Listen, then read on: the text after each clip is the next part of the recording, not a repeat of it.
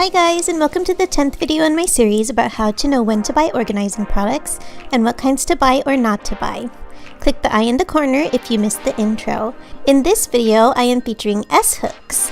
Remember, you want to wait until the 6th step of organizing before you purchase organizing supplies. Did you even know that these organizing products existed? The purpose of an S-hook is to create hooks from a closet rod or rack depending on the size or type, which in turn allows you to have quick and easy access to an individual item.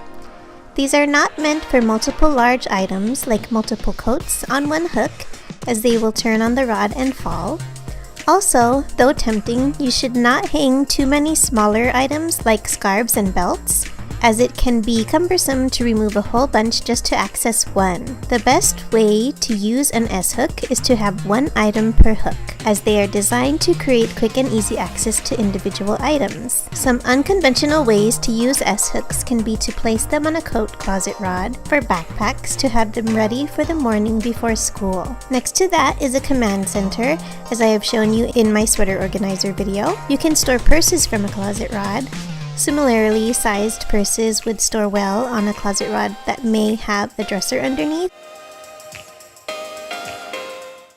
You can also store accessories like belts and scarves. Do you have a lot of people in one place but few bathrooms? You can hang towels from the curtain rod and not worry about having to install towel bars or hooks on the wall if you are renting. You can turn a coat closet into a cleaning closet and hang your large cleaning tools from the closet rod. I show you how to store the rest of your cleaning supplies in my hanging shoe organizer video. You can hang your cleaning cloths from a tension rod under the kitchen sink for easy access.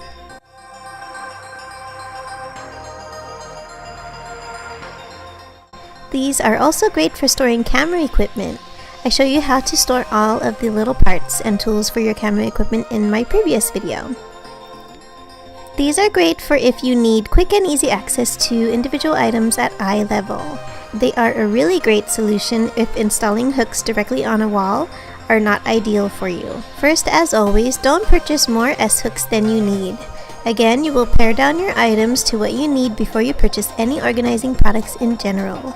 This can be a budget-friendly solution as opposed to purchasing a hook rack. As usual, I will have links to affordable versions of S-hooks on my blog. The direct link to the blog post is below.